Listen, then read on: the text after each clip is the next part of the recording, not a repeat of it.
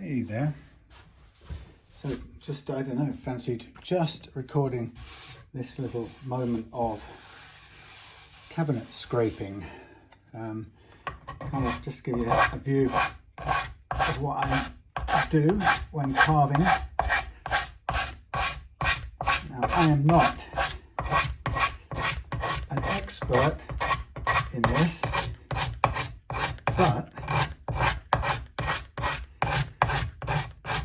I've done a fair bit of carving and seem to have been able to get it right every time.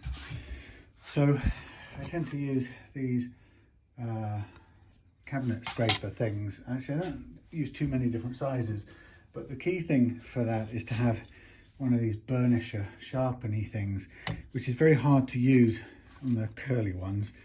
But the idea is you've got to somehow, you've got to put a little turned up edge on here to allow it to cut in and scrape little curls of wood away.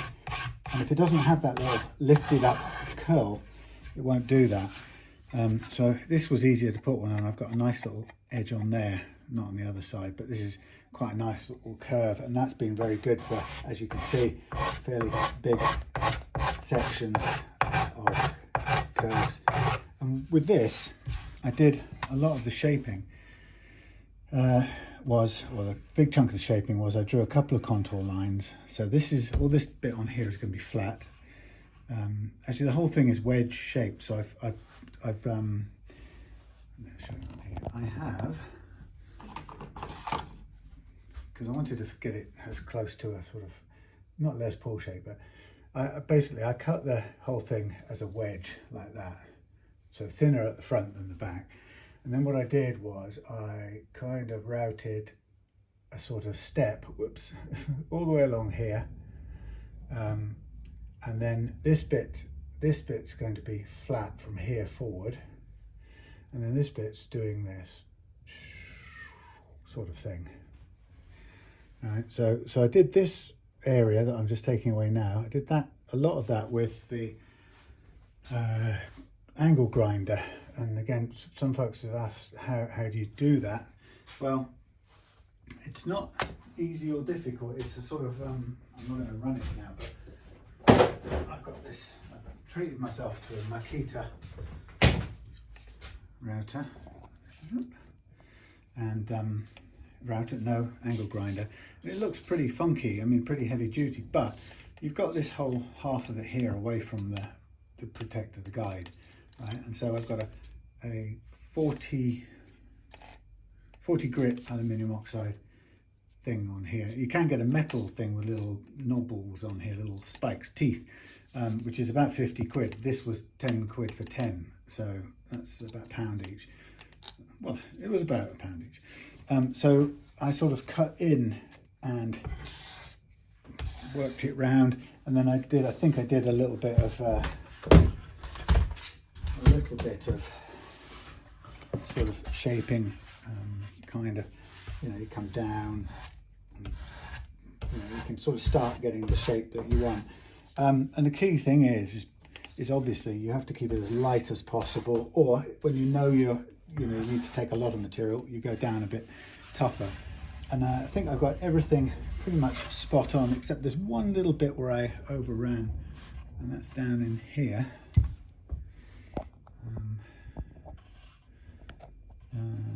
This probably won't even show up in this lighting, but there's a hello finger. Oh, yeah, a tiny little dent overrun there, and that was on the edge of the thing. I think I clipped it.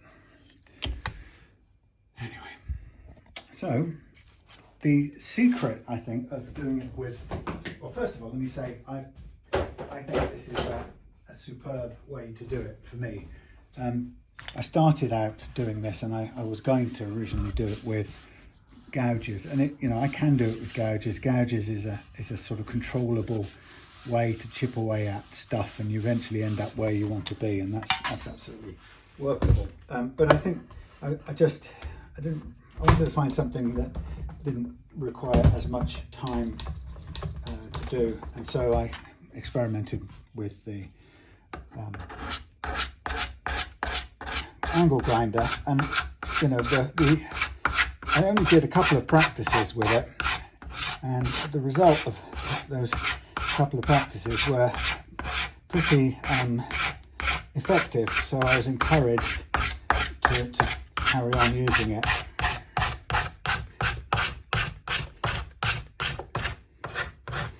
So anyway, yeah, so I did a test piece, which was this one here. What I did is I just cut down at one edge using the edge of the grinder, and then scooped up to meet there. And then the second time I drew a contour line to work to, and then I drew a depth cut there. And so I just went straight down, cut a shelf there, just using the tip of the pad, the disc, and then I just worked it up a little bit, and I thought, well, actually that's a completely workable finish. That's not far off just sanding.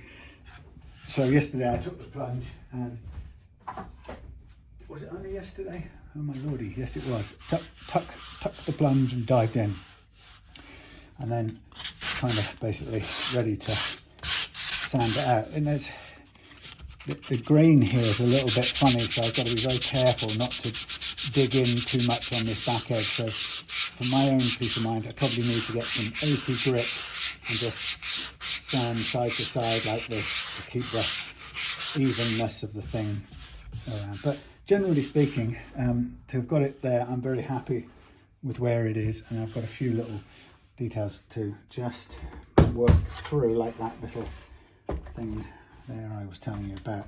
And what I've done with that is I've just kind of worked my way along by just taking this bit down here. Get my sharp edge. Yeah, just cutting away a little bit, running up to that low spot, just so I can bottom it out. And it's the only bad spot I've got on here, and that was just a little bit careless handling of the thingy. And then to the other side of it, obviously we've got to come down a little bit too, so it's a bit like foot leveling in its own way.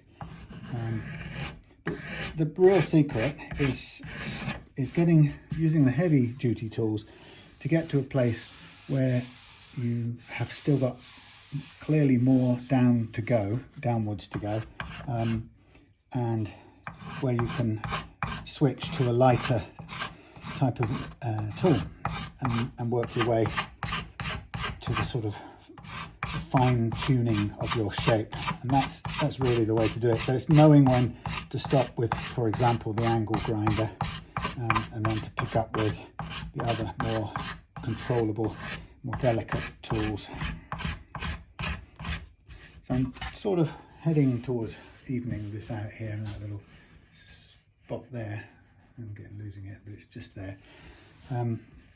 Then after that, I've got this flat section to sand out again, and for the time being I'll keep on drawing this contour line on, because when I start the flat sanding on top, I just want to know when I'm running over it and going anywhere near the downward downward hill, if you get what I mean. So it's no harm here to keep on reworking this, so it's my boundary, my flat spot. And then on the back, I've done these cutaways with a mixture of, what did I do? I did gouging to begin with, just cutting in like that, and then I used probably the Shinto rasp to bring it smooth, and then you can sort of finish it with the scraper like that, or the other way. The scraper is slightly rounded, so if you absolutely really wanted to do it properly, you could get the bugger, where did that go? Somewhere. You could do a flat edged scraper, which I don't think I've got ready to go, but let's put this on here, see if I can sharpen it. This is a bit of an insight. So that's going to be my cutting edge. So here First thing I'm going to do is I'm going to, where do I want the cutting edge? I want it on here.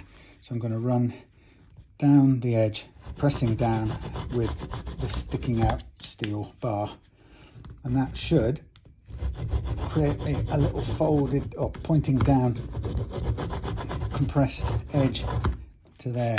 Now that'd be sticking down here technically. So then I switch it over and I run this down the edge here whilst holding carefully to it. And it's very difficult to hold on to.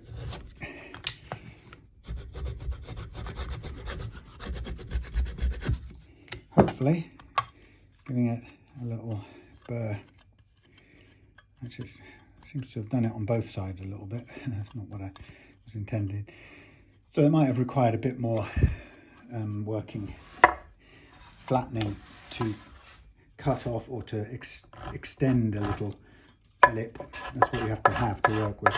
But anyway, so that's good to have as a flat surface for this kind of if you want to keep this nice and sort of precise. So handy for that.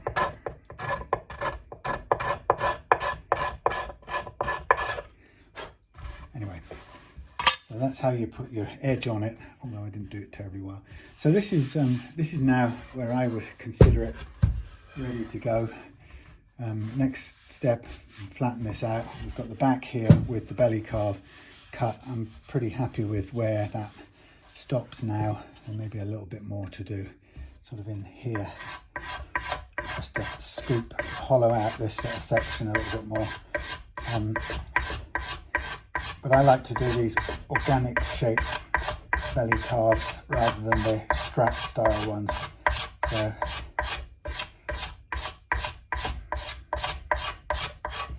you can see it's pulling off nice little bits. It's a great little tool, the cabinet scraper, and it's all done really with fingers, touching it, seeing where things have got to and where they should go, and always clamping it down with a flat section underneath there, because if you clamp it on the carve, it will rock around.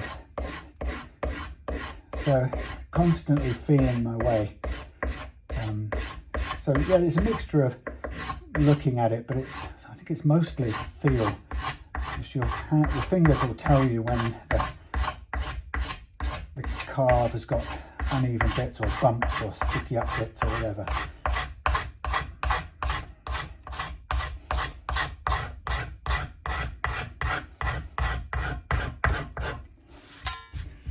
It feels nice. It could be ready to sand, and there we've got the back end, which also needs sanding flat, which I'll get the orbital sander onto when I've finished with all these curvy bits. And then obviously we're going to put the neck in, position where the pickups are going to go. I'm still waiting for the second of 2 EMGs, but then I've got to mark up the pickup positions. Then we get to glue the neck. Well, we get to fret the neck first, do the dots and side dots, then we glue and clamp the neck, do the little filler with disguise. I've got some little pieces of, what's that stuff called? Black limber to go in there, and that will sort of mask the fact there's a great big neck pocket in here. 2 pickups, bridge. We have through holes probably, and then what else have we got? Oh yeah, we've got the cavity here, and then we're going to need an 18-volt battery compartment, and I want to stagger the weight close to the back end. Also, it's going to be thicker about here, thickest about here, so the cover in this region would be good. Yeah, and then that's all going to come together. Ooh, it's amazing. It's been a long time in the oven, but I think that's going to be just about it for today. I'm happy to park it in this sort of state. I can't wait to oil it. In fact, one of the things I could do, which I haven't done yet, is get a sense of what the oiling process will be. So a good move on that would be to probably sand this back or clean it back. It's obviously just a spare bit. It's not going to hold it very well. Let's do this bit up here. Hold it in place and give ourselves a bit of clean, glue-free finish.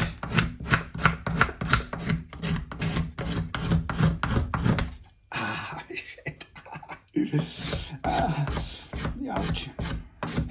You believe he's banged his finger between a scraper and a piece of black lumber. This stuff is really hard. The glue, I mean. So let me just try and get that off.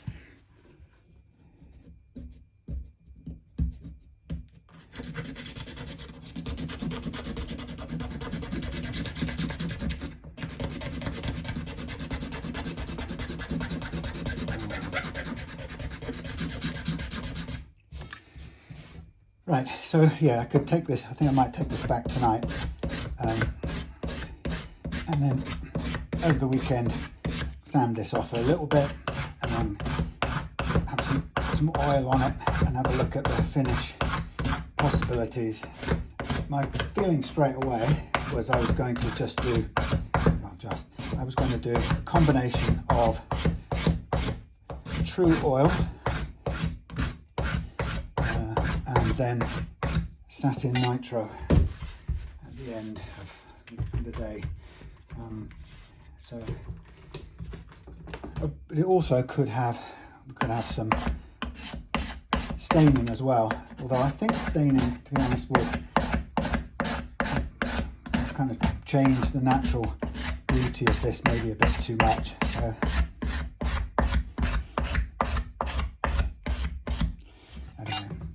So maybe that's going to take that home and just do the sanding at home, and then I'll get some oil on it and we'll get a sort of sense of how it looks in 3D. Obviously we'll take a bit of sanding first because it's a bit crude. Well, I suppose we could still do it a bit more carefully at this end, like so. So that's how I was doing the edging part, just cutting into the join between the downward curve and the upward tilt of the edge of the pasty, you might say, if you're a West Country person.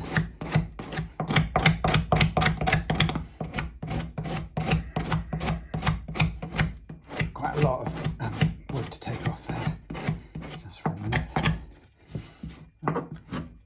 And that way it's quite good, you can smooth out the joint so you don't see any chisel marks or gouge marks, or for that matter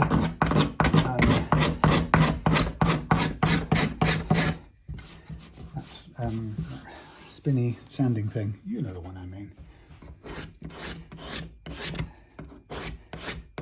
Angle grinder.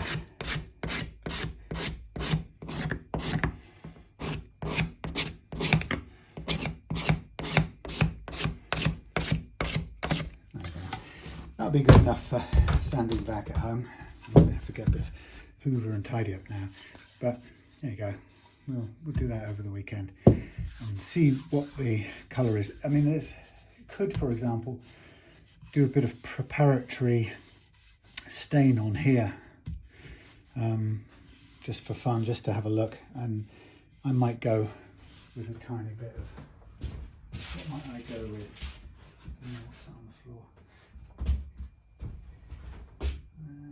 Piece of wood. Right, I might go with, let's say, a bit of amber, which is the standard one. I mean, cherry would be quite nice. A choice of two. Where did we put them? Oh yeah, up here. Let's do, what should we say? Rosewood. Rosewood. It's kind of very brown. Browny. Let's do a little bit of amber. So go down here. Ooh, that looks like Carina now.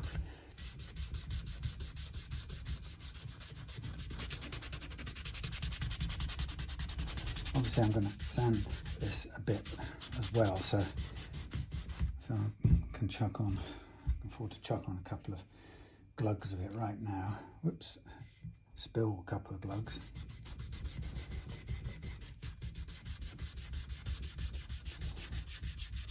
Right, up to the halfway mark. You can see the uneven bits there.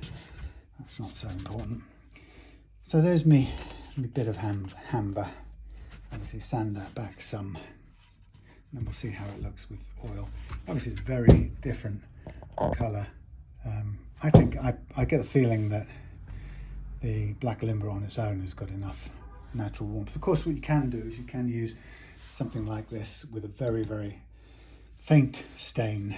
You can water it down and, you know, give it a much lighter stain, which kind of might be a bit like you know, hardly touching it with. It's not very good because it's very uneven. Anyway, we'll start with that one. I'll take that home and see. And I'll sand some of it right back there and leave it darker in here. We'll see what happens. But I think it will look great just as black limber, because as you can see in this, it's sort of got a bib. You know where it goes. It's sort of naturally darker there in this area, so that goes to the flat section, and then it lightens out the edges, and then there's just these two sets of tracks down here. So I think it's got a nice natural colour, and it's got some beautiful streaks in here, and a bit less symmetrical, which is what it was meant. It was only book matched on one side of the pieces. Anyway, right, that's it for now. That's how I'm doing carving. Oh, there was one other thing that we've got to do on this one, and that's the neck.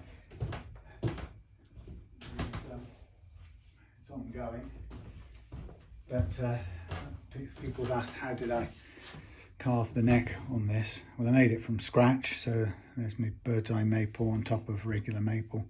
Here's my disguise piece, which is going to ultimately sit on here. It'll be flattened exactly back, and then we're going to pick up number one, pick up number two, and bridge sort of thing.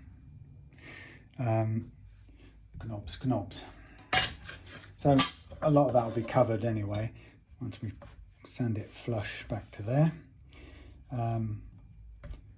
So that's how the whole thing will look. And what I haven't done at this point is I don't know its balance, so it'd be quite good to put a strap on it now and have an initial go and see what the sort of balance is, obviously without tuners on the end, but it would be good to get a sense of it. It's a big beastie, as you can see, but it's coming together. The only mistake I've got in the whole thing is that little bit there where I kind of accidentally rounded off this section before it went into the joint, and it should have gone in clean, so I had to fill it with a little bit of replacement, and it's visible now. Particularly, there are two reasons. One is the maple's a little bit lighter, and the second one is the glue shows up as a darker stuff. Once it's all sanded back clean, I think it will be a lot better. And then we need to just level this out flat because there's a little bit of unevenness in there. But that's how it's going to work together.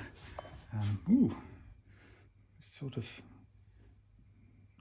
starting to be a guitar. How about that? It goes away, it gets a full shot.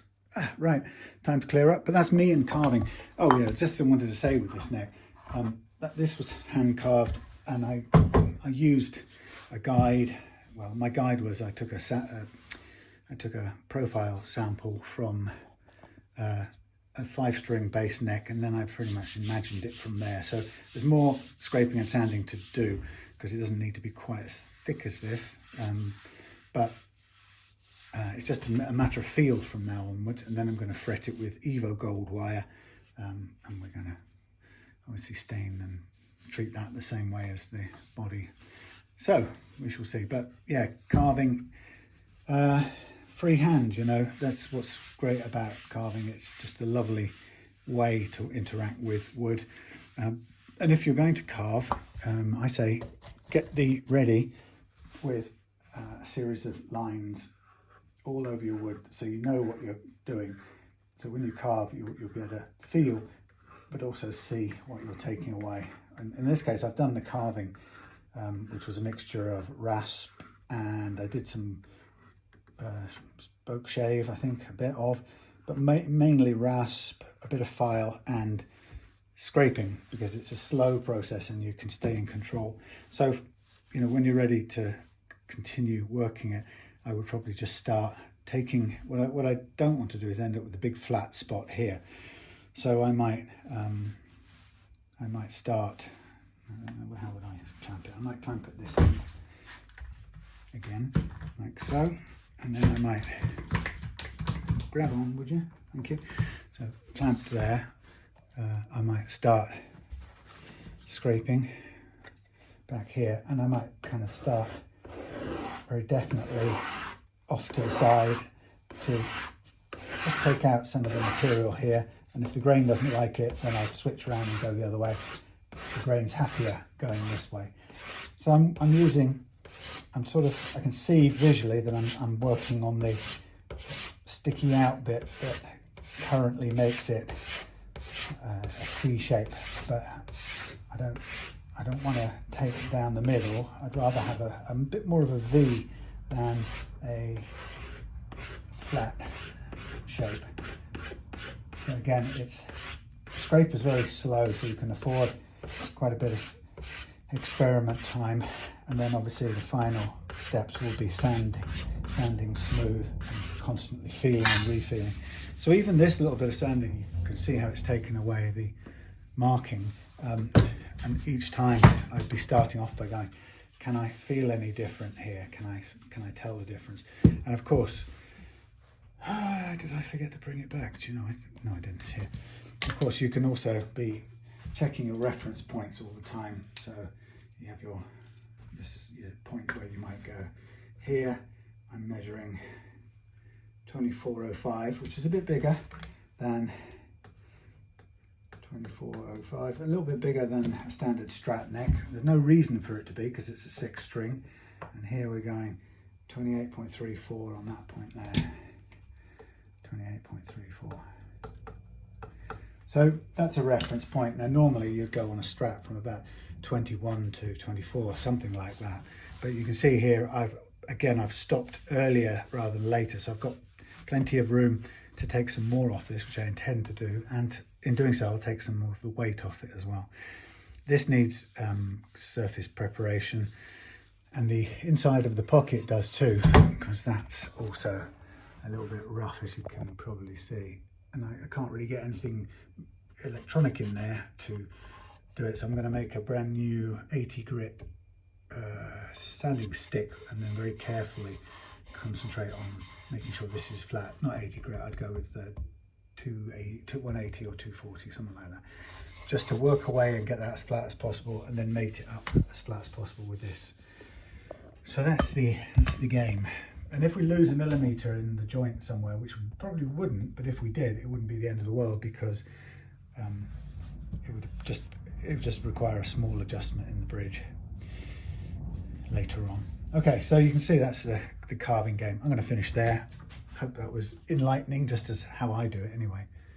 All right, see you later.